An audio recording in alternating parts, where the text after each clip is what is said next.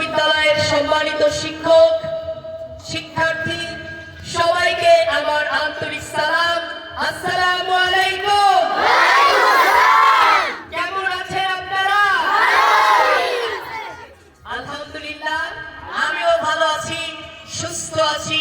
এজন্য সাইকেল চালাতে চালাতে তোমাদের বিদ্যালয়ে অবধি আসতে পেরেছি। এজন্য মহান স্রষ্টার নিকট কৃতজ্ঞতা। আলহামদুলিল্লাহ। সাইকেলে ঘুরছি আর সাইকেলে সারা বাংলাদেশ ভ্রমণের আজ আমার কথা বলা শুরুর আগে একটা শপথ আমরা সবার কণ্ঠে শুনতে চাই। খারাপ কিছু দেখবো না, খারাপ কিছু বলবো না, খারাপ কিছু শুনবো না। যে মুখে ডাকি মা সে মুখে মাদক না, মানুষের মতো মানুষ হও, পিতা মাতাকে সম্মান করো, নিজের দেশকে হৃদয়ে গড়ো। আর বাংলাদেশকে খুব ধীরে এবং কাছ থেকে দেখার নেশায় গত 30 এপ্রিল রংপুরের পীরগঞ্জ থেকে রওনা দেই বাংলাদেশের সর্বোত্তরের জেলা পঞ্চগড়ের তেঁতুলিয়ার বাংলাবান্ধা জিরো পয়েন্টের উদ্দেশ্যে। আমি মোবাশ্বের, সাইকেলে ঘুরছি সারা বাংলাদেশ। আমার বাড়ি রংপুরের পীরগঞ্জের 13 নং রামনাথপুর ইউনিয়নের বড় রাজারামপুর গ্রাম। আমি শুধু ঘুরছি এমন নয়, সঙ্গে আছে একটা মেসেজ।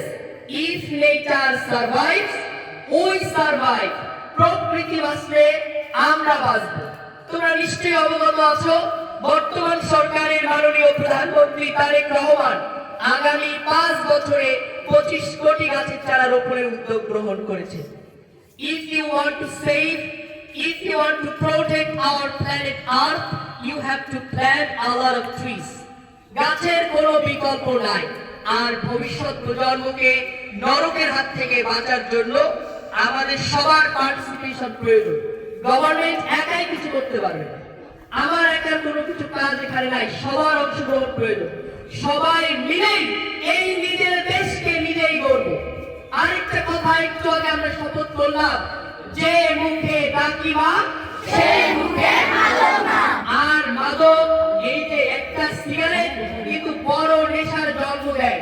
যারা ক্লাস 9 10 পড়ুয়া আমরা আছি, অনেকে খারাপ বন্ধুদের সঙ্গে মিশে আমরা কিন্তু সিগারেট পান করার চেষ্টা করি, কিন্তু মনে রাখতে হবে একটা সিগারেট একটা বড় নেশার জন্ম দেয়। আর মাদক শুধু একটা পরিবারকে ধ্বংস করে এমন নয়, মাদক ধ্বংস করে একটা পরিবারকে, একটা সমাজকে, গোটা রাষ্ট্রকে। এজন্যই যারা মাদক কারবারির সঙ্গে জড়িত, যারা মাদকের সাথে জড়িত, আমরা সবাই মিলে তাদের বিরুদ্ধে রুখে দাঁড়াবো। এই সোনার বাংলাদেশে যাতে মাদক কারবারিদের জায়গা না হয়, যাতে আমরা সুন্দর একটা দেশে বসবাস করতে পারি, এজন্য সবার সহযোগিতা প্রয়োজন। তোমাদের কাছে একটা অনুরোধ থাকবে, সবাই কমপক্ষে একটা করে গাছ লাগাবে এবং সেই গাছের যত্ন নেবে। আমরা অনেক বৃক্ষরোপণ কর্মসূচি পালন করি, গাছ লাগাই, বাট গাছের যত্ন নেই না। গাছ লাগালাম, পরদিন গরু কিংবা ছাগল খেয়ে ফেলে। একটা গাছ পানির অভাবে মারা যাচ্ছে, তবুও আমরা সেই গাছে পানি দিচ্ছি না। একটা গাছ লাগাবো এবং সেই গাছের যত্ন নেব।